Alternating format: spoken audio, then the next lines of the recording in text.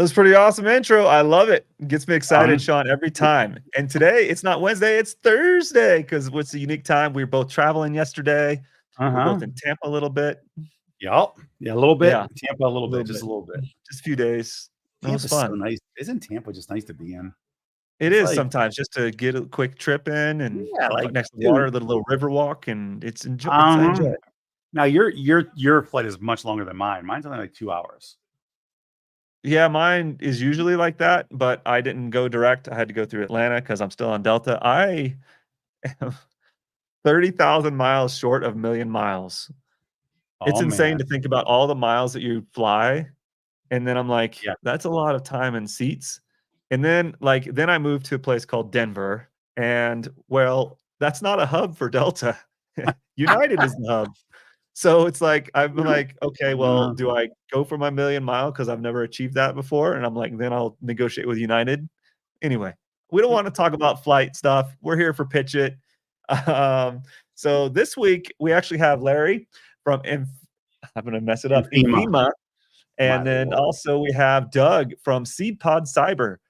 So 2 really great security companies, and insurance, Yep. cybersecurity. Yep. So And that, actually, good thing about this that'll be really good that we should dig into some during this call is Larry came from doing cybersecurity insurance before this. So he knows about it as well. So like we can see if they can argue maybe a little bit about insurance because why not? It's insurance. It's a Oh, very yeah, for exciting sure. thing. Sean, so how far are we along in Pitch It right now as far as the season? We're halfway, quarter way? I don't even Yeah, know. we're over half. Because you figure we kicked off the second week of May. We're now in mid-July. We're a little about and within a little over a month away from when the battle royale takes place to take the 26 vendors down to 3. Nice, So okay. yeah, and that happens at the end of August is when that happens. So Woo!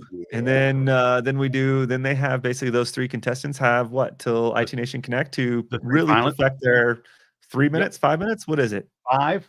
You should know this. You're the timekeeper. I'm being a host who's asking questions and pretending he doesn't know.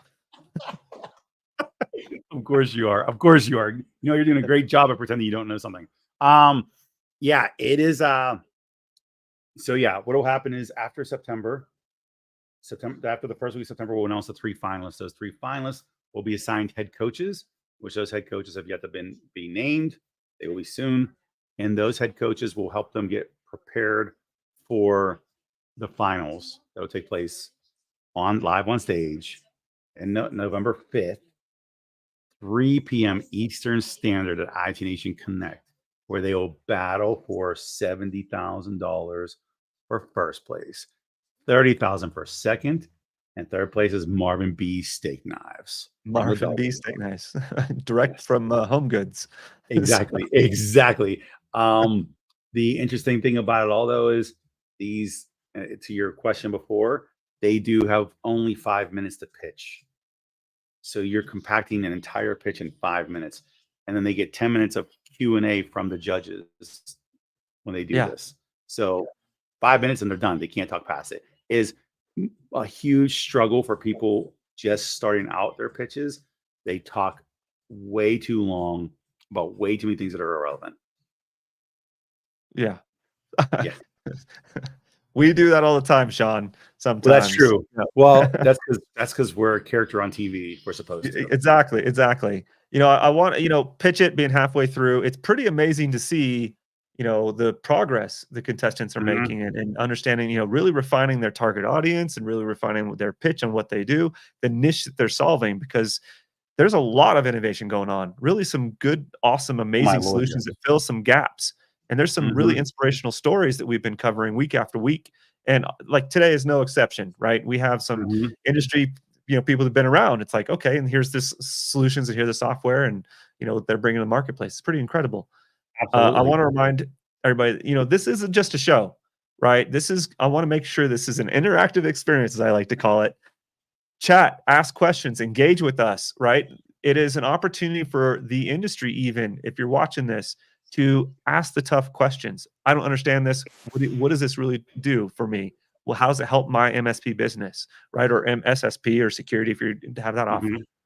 right? Sean and I will keep comments, look at the comments and reply and maybe post it here, share it live If it's worthwhile. If it's worthwhile. if If you it's have a bad worthwhile. comment, we're not doing it. Yeah, for sure. Definitely not. So with that, I believe, did I say I was gonna bring on Larry first? I think I did. So we'll bring on Larry. Let's bring on Hey, Larry. hey, hey. There's bring on Larry. What's So up, gents? it's going well. Hey, Larry, can we just talk about the fact that you had a walkabout through the desert? Oh man, that was so much fun. I enjoyed it. It Mhm. was one of those things that I sat down the other day and I was just looking at my calendar because I was like, man, I haven't had a vacation in about 2 years. I really need to do something. And then I looked at my calendar and said, I'm either doing it next week or I'm waiting until October, maybe November before I can do it. So I called around to a few friends and said, hey, you want to go to the desert in July? And everybody was kind of like, I think you've lost your ever loving mind. Who wants to go to the desert in July? And I said, me, because I live in Dallas, Fort Worth, and I'm dealing with 105 degrees with 50 and 60% humidity. And yes, the desert's 105 degrees, but it's a lot drier. So yeah, I ended up doing it. So moral to the story, I did a long solo hike trip out there and just had a blast. Had a blast. How Yeah, far you did get you a little hike? bit lonely. Oh, gee whiz. Total, I got almost 50 miles in, not all in Nice. one hike, Right. multiple hikes spread over multiple days. Yeah, almost got 50 miles in. That's Yeah. And yeah. At your age, I don't expect you to do 50 miles in a day. I'm sure it's hard to do that many miles with a walker and Yeah. all. and I And knew this was coming. I knew it was so I coming. mean, and I Yeah. can't see you ride your rascal for 50 miles in that sand. So, it Awesome. has to be like a walker. Did they Well, put special like spikes on your walker for you to get through the dirt better? Or like oh how's that? boy. All right, Sean. Lord. So Hey, that top half of your shirt, Sean, please read it out loud. Well, I'm just It so says, shut up. I, so I can so read it. Larry, We're good. I'm glad you're still so here. Larry, you've been around quite a bit. You've been around the channel a lot. Yeah, You're amen to quite the that. legend, if you will. And so you're channel chief of Infima. So can you tell us a little FEMA. bit Infima? Yeah. Infima, it works both ways. So He's with he's that, being nice to you. He's gonna give you a Werther's exactly. candy next. Infima. So with Infima, what do you guys do? What's the pitch? Yeah, so we are a security awareness training platform, and of course, we also, do phishing simulations alongside that. But we're built a little bit differently. We're built based off of behavioral science, and what we mean by that is our two founders, co-founders of the company, Joel Cahill and Kevin Geyer. Not only they talked to cybersecurity experts when they were building this platform, they also talked to behavioral psychologists to kind of study. They said, hey, how do people learn? How do they retain? What are the best methods to use to make sure that people retain what it is that we're trying to train them on? So we built that into the platform. So, we've got different modalities. We can do video, we can do text based, click to progress, different things like that. But we really took all of this research into account and built it into the platform and then consulted with some channel specialists because we wanted to build this specifically for MSPs. We're 100% channel only. So yeah, security awareness training, phishing simulations built from the ground up for MSPs, designed to save them tremendous amounts of time. Our claim to fame is our 3-click onboarding process for your customers. So literally in about a minute, 90 seconds, you can have somebody onboarded. After that, we're fully managed, fully automated, and the MSP never has to touch it again. We handle all the things such as reporting, the security policy generation for cyber insurance, since we've got SeedPod on here a little bit later on. Oftentimes those carriers want to see what your security training policy looks like. We can automatically generate it for them. So we make it very, very easy for the partners. And, I can tell you this is, not trying to brag, but the partners love us. And, when I was thinking of making a change and moving to Infima, I talked to a bunch of MSPs that I've been friends with over the past 20 years and just said, hey, I'm talking to company A, company B, and I'm talking to Infima. And everybody was like, Infima, go. They're doing some really awesome stuff. It would be a fantastic match for your skill set. And you could bring a lot to them as well. So it's kind of been a match made in heaven. I'm loving what I'm doing. Awesome. Question here. Yeah. You mentioned that the education piece happens through we all know you retain information differently. Everybody does, right? You pick up small percentages from each thing as well. So is there one set way that you implement this training, or is it based off of how the partner wants it to run, or how does it happen? How's that determined? Yeah, so no, we kind of handle all of that. Now, if we've got a partner that wants, and we've had partners contact say we only want videos Right. for our customers, we can do that. But typically, what we do is we kind of mix things together to kind of keep it a little bit different. Most of the behavioral psychologists kind of told us that what people really retain is that click to progress because they have to read it, they have to do something to get further into the thing. Whereas if you just play a video, and I'm guilty of this, man. Working for other companies, I had to go through the security awareness training. I'd play a video, but over here, I'm doing something else on another computer, waiting for the video to end and just taking my chances, saying, I'm sort of smart. I think I can get the right answer. The click to progress, I think, really works. But so we've got both types mixed in there. Sometimes you might get a Okay. video training, sometimes you might get to progress. But we keep, when it's a textual based thing, we keep it really short, sweet, and to the point. And we also try to inject some levity into it so that it's not just boring and Mhm. and it's just not too long or anything like that. So we try to have a little fun with it, and so far it seems to be working really, really well. Awesome. That's So fair. yeah, so there's actually a couple questions, actually some really, really good questions from Keith posted here, and so I'm gonna kind of share them. I've seen training shows scores and amount of tests, and does Infima show the progress, the reduction in poor behaviors and so forth. So talk a little bit about that. That's a fantastic question. I'm gonna have to buy that guy a drink at some point in time. Um, inside joke there. But no, absolutely. We've got some fantastic reporting. Matter of fact, we just kind of upgraded our reporting capabilities within the past 4 weeks or so. What is this, July? Yeah, it was around June, middle of June that we did that. So not only does the MSP get a report showing them collectively what all of their clients, how they're progressing, how things are looking, there is also a tenant side to this. So you can set up an administrative user for each one of your clients. They too will have reports showing them how their users are progressing, who has failed what, who's lagging behind, like has not taken the test, different things like that. So we show them lots of insights. And one of the best things I think I've heard, and it was a couple of months ago, was talking with one of our partners, and he was like, I've used lots of the other platforms out there and they're okay. But when I moved everybody over to Infima, he goes, dude, it was like the difference between taking, a high school exam and an MBA level exam. He said, you guys are just head over heels above what we're seeing everybody else do. And the importance of that was he was seeing progress in all of his clients. People were no longer clicking on the links.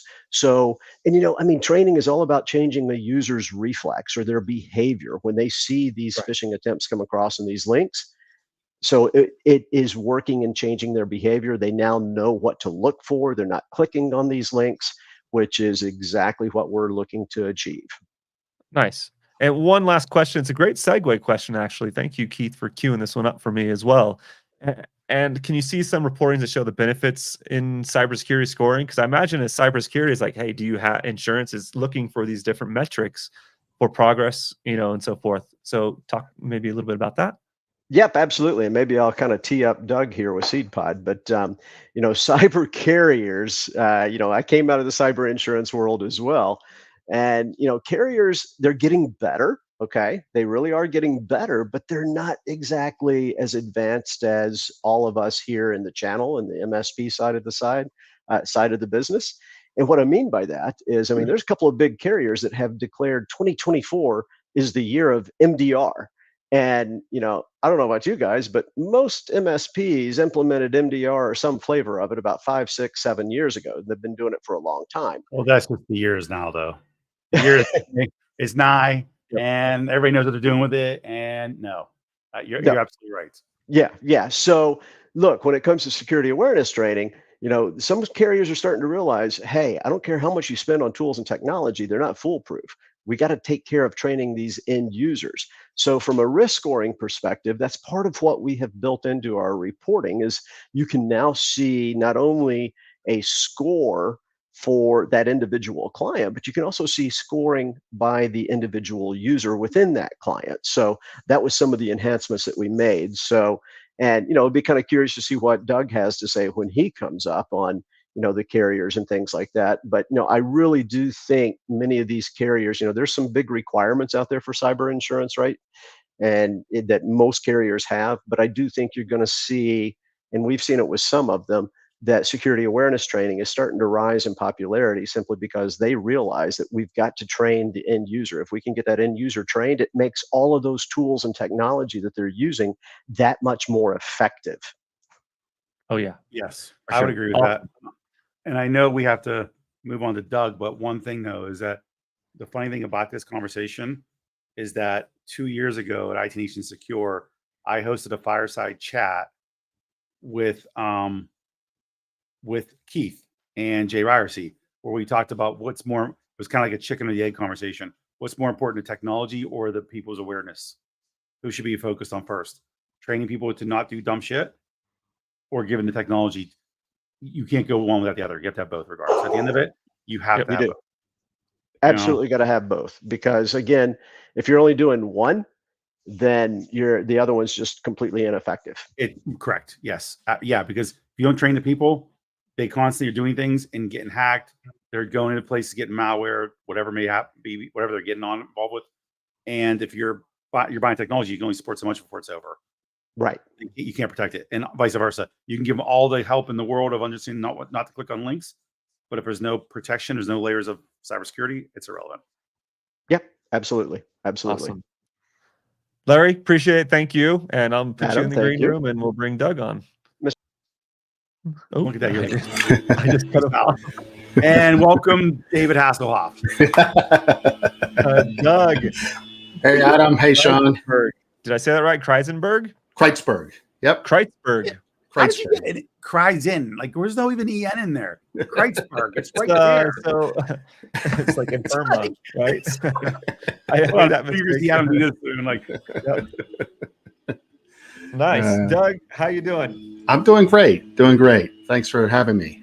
Appreciate it. Awesome. Well, we were talking a lot about cybersecurity, and I was like, this is a great transition that Keith asked that question. Yeah. And in fact, I forgot to even pop open the little pod so you can get a link down there. So I will do that with Larry when he gets back on. So everybody knows SeedPod Cyber. Yep. So you according to your website, you sell intelligent insurance. So tell us a little bit about SeedPod.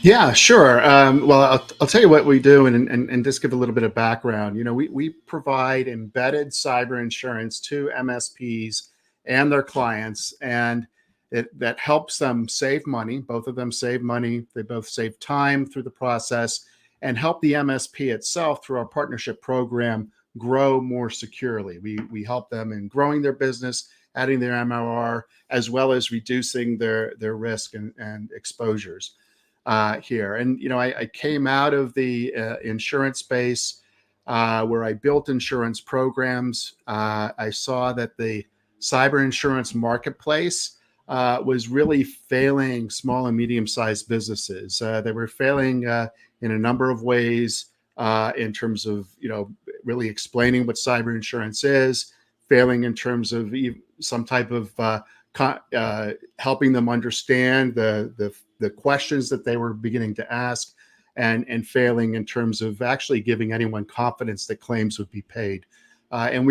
And then as part of it too, since the MSPs are such a large part of the digital infrastructure of small and medium-sized businesses, we saw that it was failing the MSPs themselves in trying to spend the time to figure out what these applications were really trying to say, and hoping that they weren't putting themselves in increased risk by filling those applications out. So that's what we've done. We've been at it for a couple of years, and we're really excited of where we are, and more excited about where we're going. So I got a question right off the bat, because this is always you probably heard us a million times, right? Question is simple. Cyber insurance is difficult to get Yep.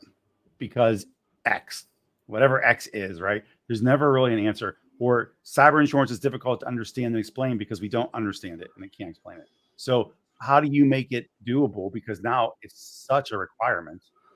Right. I mean, so what are you doing to make things worthwhile, to make it easier, seamless? I mean, that's the thing we need to know about. Yeah, and so the way that we do it is we've created our underwriting criteria based on CIS standards, Center for Internet Security Control standards. We present that underwriting criteria with to the MSP and make sure that it aligns with the tech stack and the deployments that they're offering their clients. And so we basically are pre-underwriting their environment. So when clients are interested in coverage, they don't have to worry about the technical control aspect of it.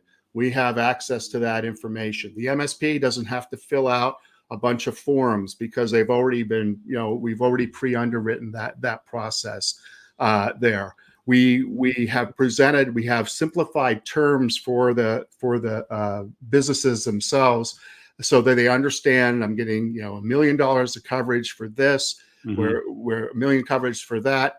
We don't play a lot of games with what are called sublimits on certain lines like ransomware.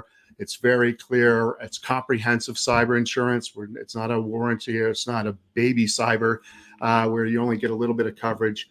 And the pricing itself is fairly transparent for when you're talking about businesses under 50 million in revenue there. So it's all about improving the transparency as well as really aligning with the tech stack that our partners are offering their clients that helps that simplify the process overall.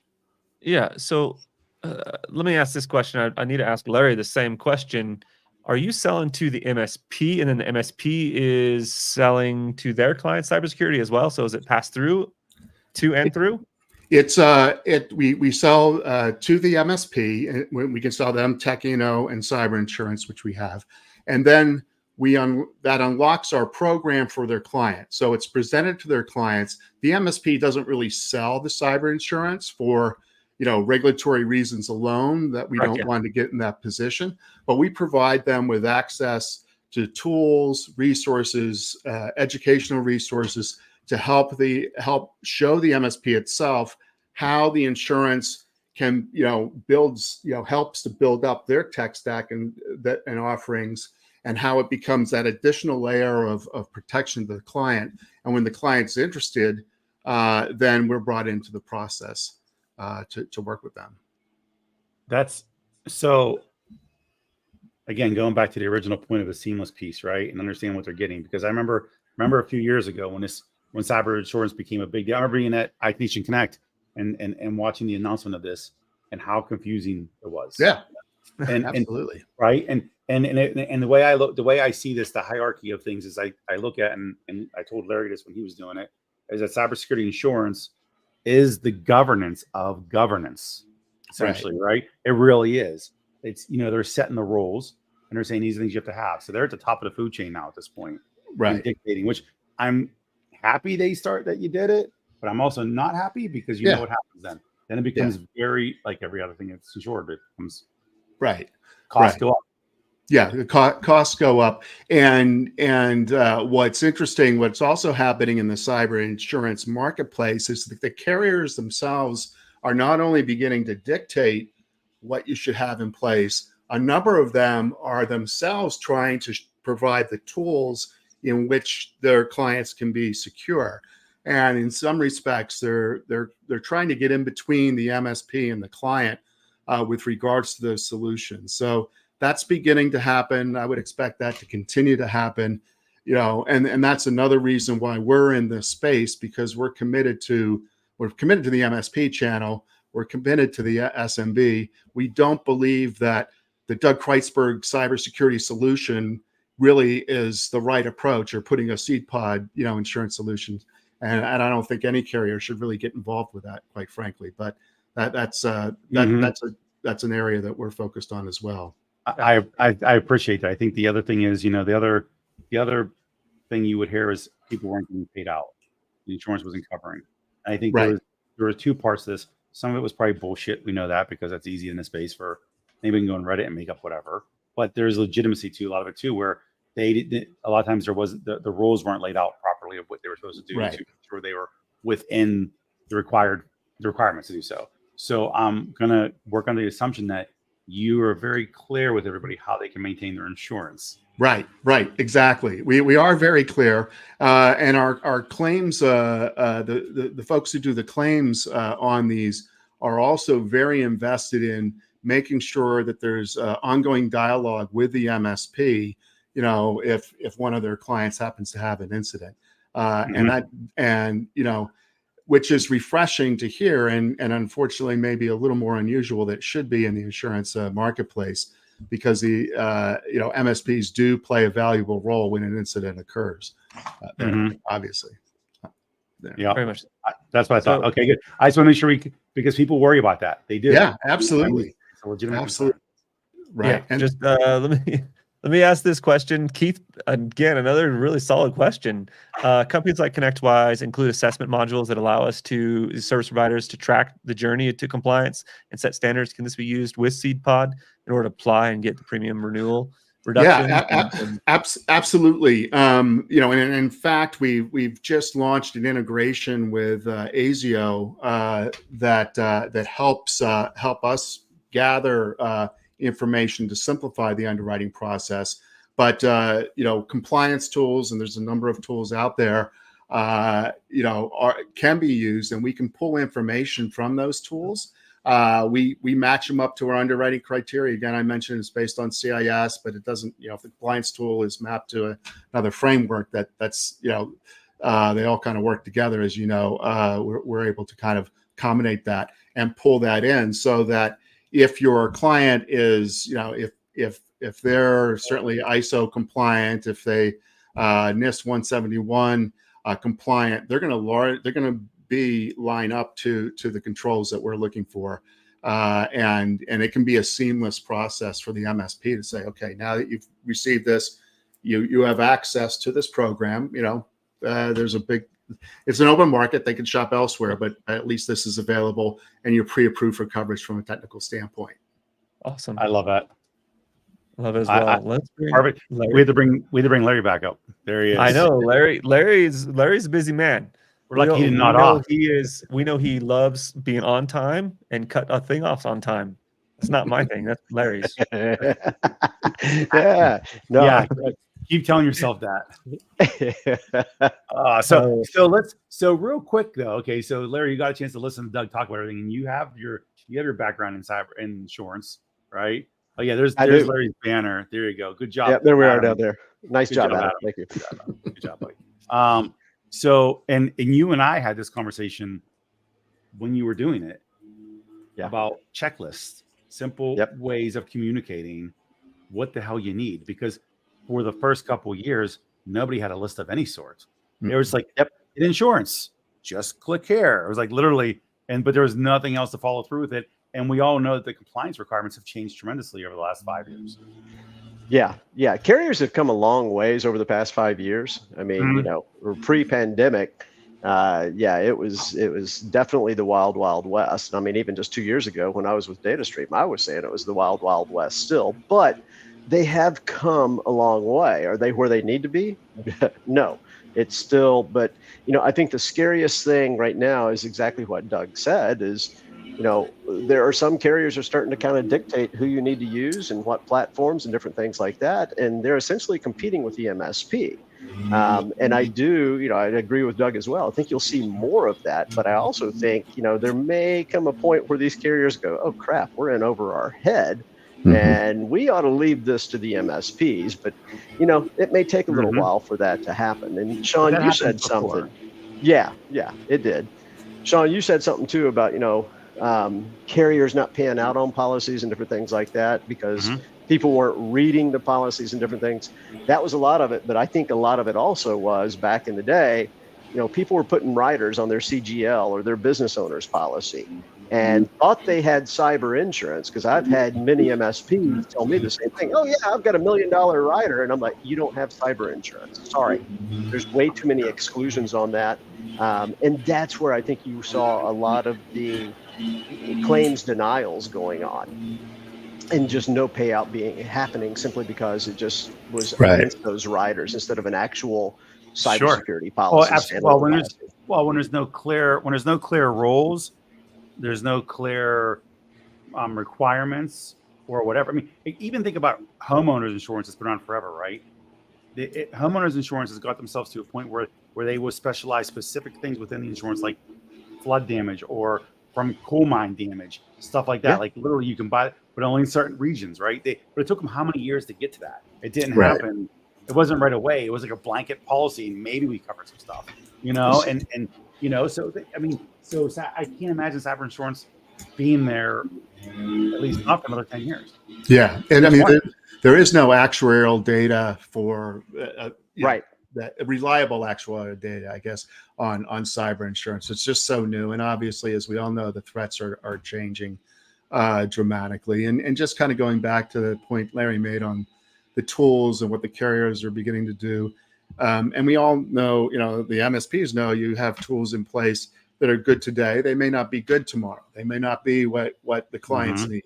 And so you're going to find these carriers aligning with certain technology that becomes obsolete as soon as they deploy it, or isn't as accurate as they thought, or create such a small market for them that they can't compete because they're they're making all these hardware and software requirements in addition to the insurance. So, but it is overall, it just adds to the confusion, the uncertainty that I think MSPs are feeling about this space, as well as small businesses. The good thing, and this ties into, and I just want to go back on the, I'll touch on the security awareness in a moment. The good thing is that the ability to, businesses are being required more and more to have the cyber insurance. And as an organization like ourselves that is partnering with MSPs, getting them behind the firewall, look at the environment to the extent that enabling technology that will allow us to do that even faster as we move forward is going to make it that much more of an easier experience for the customers. And just on the security awareness, it is it's one of the baseline criteria. We had we were able to save a healthcare company $20,000 in their cyber insurance premiums. One of the things that they did not have place, unfortunately, was a security awareness program, but they were able to get one in place. The MSP partner got one in place, in addition to a few other things to help drive the premiums down. It is, I would argue, the leading cause of cybersecurity claims. If you look at a recent, one of our carriers came out with a claims report last year: phishing number 1, security misconfiguration number 2, end of life software number 3, in terms of cause of loss. And the first two are arguably human risk components, even security configurations, if you think about it, and patching the end of life software. There's an education component that's part of that as well. So human risk drives pretty much everything here. So absolutely. That's such a nice time to Larry. Look at that. Good job, Doug. Back to Larry. Exactly. And I was like, okay, Larry, so it's this 3-click start is what it sounds like that everybody loves, to get rolling. And so what does that actually look like? Is it, are you doing testing of any sorts? Is there videos I have to watch? What is it? What is the security awareness program that I'm going through with you? Yeah, absolutely. So, I mean, of course, we're doing the phishing simulations that are going out there, the phishing emails, and they're good. They've even tripped me up, which is, pretty easy to do. But we've got really good phishing emails that go out there that are designed, that creates a teachable moment. As soon as somebody clicks on a bad link, right there is a training moment, and we try to train them right on the spot. Now, one of the things that we do that's, different from a lot of our competitors is that, if any of us that have ever failed a phishing simulation probably do the same thing I do. You go, oh crap, and you close that window real quick because you're like, damn it, I got caught. but we follow up 24 hours later with positive reinforcement and just say, hey, Sean, yesterday morning at 10:32 a.m., you clicked on this LinkedIn link, which was bogus. Let us show you what you should be looking for. So we create a second trainable instance right at that moment to provide that positive reinforcement. Then we also put Sean into a queue where we're going to start hitting him a lot more frequently with phishing attempts to see if he has learned his lesson. And if he starts passing it, then he gets pulled out of that and just goes back into a regular rotation. So I like that. I like that because I like the initial training of it, and then the on the spot correction. And of course, I'm still going to keep clicking on it because why not? If it says like mini kiss and it's midgets that are cover band for kiss, I'm going to keep clicking on it. Which they do exist. So if I had to guess, and Doug, maybe this is to you, it's as an insurance agency or I would say broker, if you will, to it seems like the security awareness piece, you have to have that. So is there close partnerships established between various different security awareness organizations? Obviously, one that's on this call. Right. No, we don't currently have any partnerships, Larry. But you and I can talk at ChannelCon as an example. We are, and we do get even MSPs themselves asking, who should we use for this? And we don't necessarily want to get in the position of just tying solutions 100%. But at the same time, we can say this is what we've heard, and these are what folks are using, and you may want to take a look at them here. But it is an important process. It's the human behavior aspect, and I love that Larry's firm is focused on behavior because that's really what you want to focus on changing. Is change the behavior so that you can move forward. And if you can't change the behavior, like in Sean's example, you just send him mittens so he can't click on anything anymore. But but that looking at governance and obviously the technology are key areas from our standpoint, and knowing that the MSPs have a great solution in their tech stack gives us better comfort. So we can sharpen our pencils when we do the premium pricing. Nice. So let's talk a little bit shifting gears because time today seems like it's flying. So let's shift gears a little bit and let's talk about the PitchIT program. So Larry, you've been around a long time in the industry. Yep. And I'm like, okay, well, how did you hear about PitchIT? How'd you get into PitchIT? There's a lot of questions around that. And then you decide to register for PitchIT for your organization today, and it's like, okay, well, how's the program going? So touch base on that. It's really cool. It what are we on, the 6th year, 7th year of PitchIT, I believe? I can't remember exactly. We've got music. I don't know. Somebody's got a lot of noise in the background. That's Doug. Is that me? David Hasselhoff. I'm telling you, man, doing his own thing, partying. But I had heard about PitchIT over the years. And then, it was one of those things, I think I've watched it grow, from a few vendors to a bunch of vendors. I think they had like 25 or 27 last year, 25, 26 this year. 26 last year, yeah.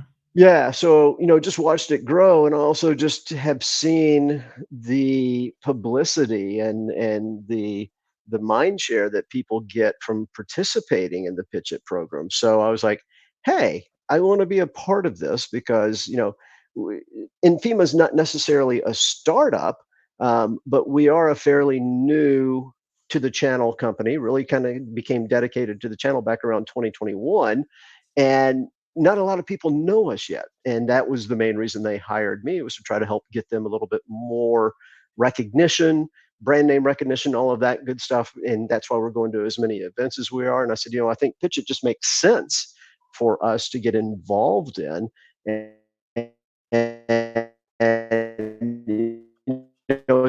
it's been coaches out there that are really teaching all of us lots of different ideas and how to, which obviously I'm not real good at this yet, but how to give abbreviated answers and get right to the point. I'll never learn on that one, but no, I mean, just to sum it up, it's been a fantastic experience. Love being a part of this. And it's great to be able to work with, fellow vendors and watch them come along as well. Awesome.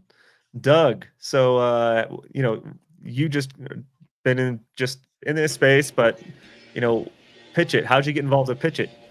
Yeah, well, we started working with the ConnectWise marketplace and the event program, and as part of, to put our integration in, and as part of that, we were introduced to PitchIT, and we took a flyer and put an application in, and we're able to be fortunate enough to be one of the contestants here. And I have to say, my experience has certainly exceeded what I thought my expectations were even going, at this point here is the amount of resources that IT Nation is providing, these contestants, the ability to connect not only with each other, but also with other individuals like yourselves who really understand this channel and can, been able to help us, and and just the ability to be on programs like this where we're each program we're refining our pitch literally and it's been fantastic, so really appreciate Awesome. Doug, so get some clarification. Were you involved in MSP prior, or is it from, usually I see from insurance, they come from insurance background? Yeah. I came out of the insurance space, and I was developing I saw the need to have a different approach to cyber insurance. So I was creating my own insurance program. And as I was doing it, I had some friends who were MSPs, and I was talking to them, and they really opened my eyes up as to the challenges they were facing and their clients were facing. And I thought, you know what? I know insurance brokers, they can't spell MFA. Why don't I actually partner with folks who do understand cybersecurity? And I think we'll come up with overall a better solution for the clients that helps them grow and on a secure basis going forward, both in their tech stack as well as the resilience, balance sheet resilience that insurance provides. So, balance sheet resilience. It's a new there you term. I go. like it. There you go. That sounds important, Sean. That's the name of my new band. right? Yeah, That right. sounds really, really important. Well, I think that's probably, you should be, talking a little bit about that, because your story, that's pretty unique of like, hey, I need somebody who knows what MFA means. Right. Was that multi-fight? No. No, and that's part of the challenge too, is that the insurance brokers, haven't. There's some very good ones out there that are specialized in it. They do a great job. A large majority of them, however, they're more used to selling property or auto or other lines of insurance.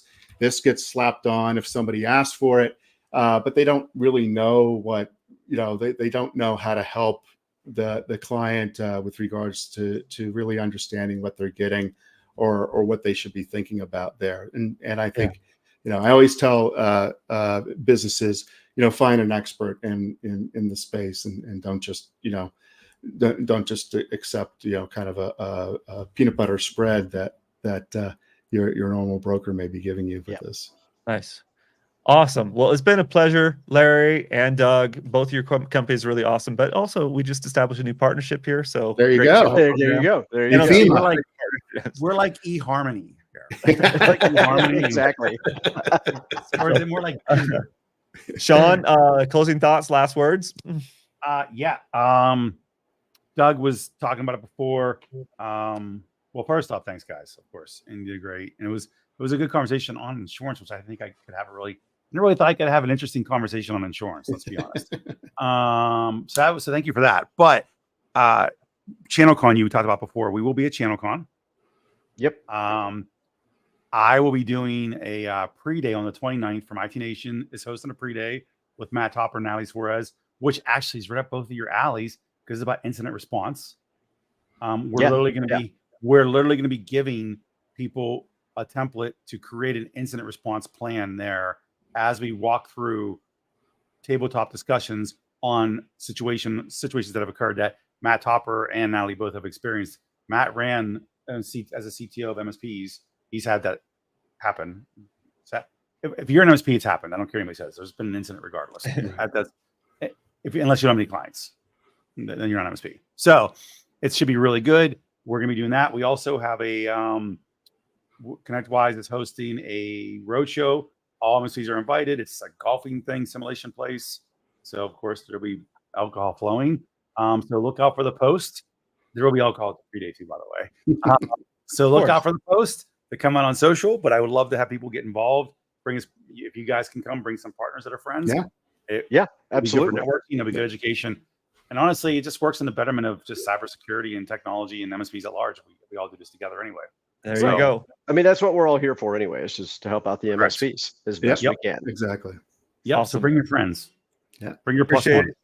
Thank you guys. It's top of the hour. I know you have training roll right into. So wait, today's Thursday. Maybe you don't. So awesome. Peace out. Enjoy. There's lots of great comments. Thank you, Keith, for engaging and asking some really great questions. We'll be sure that Larry and Doug jump on there and respond to those. Looks like you posted on LinkedIn. Till next Wednesday. We'll see you next week, and we'll see you at ChannelCon as well. Appreciate it, guys. Thank you. All right. Bye-bye. Thank you. Thanks, Take care. Adam. Thanks, Sean. Take care, guys.